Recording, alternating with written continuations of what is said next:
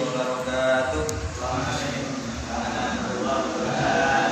Bismillah, alhamdulillah. Pertama-tama yang saya hormati pengasuh Pondok Pesantren Zainul Hasan Tinggong Beliau Al-Mukarram Kiai Haji Muhammad Hasan Taufiq Al-Waq, dan saya hormati Rektor Universitas Zainul Hasan Tinggong Beliau Dr. Abdul Aziz Wahab MA MAG BA MAG.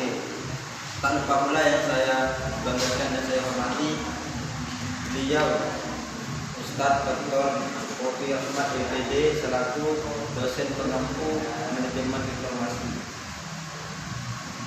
Dan tak lupa pula yang saya banggakan dan saya sayangi para teman-teman putra maupun putri yang berbahagia di pagi hari ini.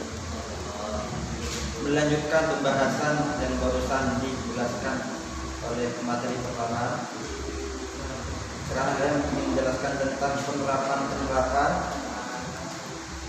TQM dalam manajemen lembaga pendidikan. Sebelum kita menelaah lebih jauh apa itu penerapannya, di sini saya akan menjelaskan tentang UKM. UKM itu berasal dari bahasa Inggris, artinya Total Quality Management, atau dibahasakan adalah manajemen mutu terpadu. Yang mana kalau ditelaah lebih jauh, sistem UKM ini lebih ke meningkatkan kualitas pendidikan, yang mana pendidikan yang menerapkan sistem seperti ini lebih mementingkan kualitas dan pengguna pelanggannya, dan juga banyak diadopsi oleh lembaga pendidikan maupun perguruan tinggi dan sekolah formal pada dasarnya. Karena dalam menerapkan kualitas mutu daya pendidikan UKM juga memberikan pengaruh signifikan dalam sektor pendidikan, yang mana juga memberikan dampak negatif bagi kualitas pendidikannya, mungkin seperti itu.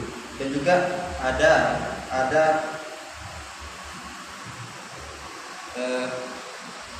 menurut Pegen Buang itu, UKM adalah sistem manajemen terpadu yang menggabungkan semua fungsi organisasi dengan fokus pada kualitas dan kepuasan pelanggannya. Jadi UKM itu ingin lebih mementingkan kualitas dan juga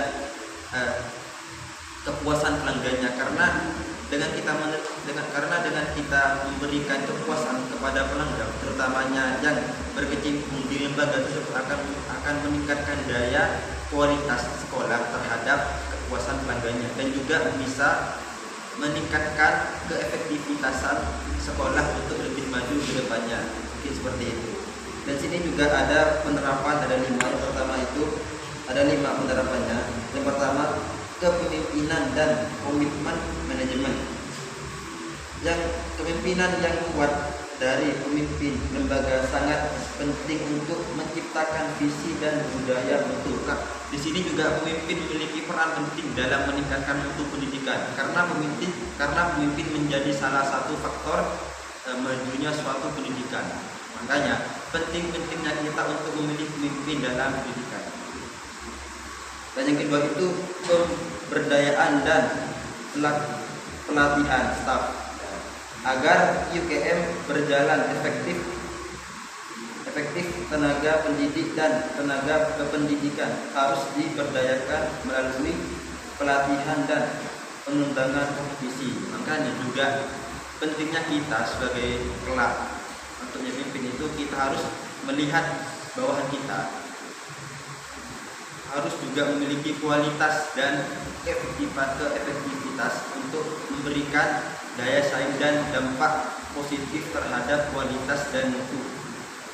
Karena kalau kita memberikan pelatihan terhadap staf, itu juga memberikan dampak yang positif bagi berjalannya sistem ITPP UKM itu.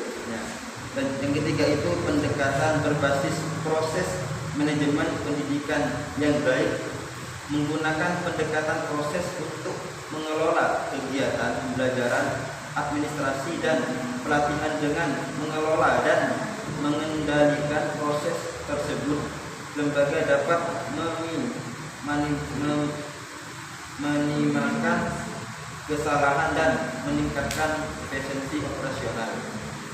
Dan juga pendekatan seperti ini akan memberikan dampak yang baik terhadap kualitas dan produktivitas pendidikan. Itu yang keempat. Yang ketiga, yang keempat itu pengukuran dan evaluasi kinerja.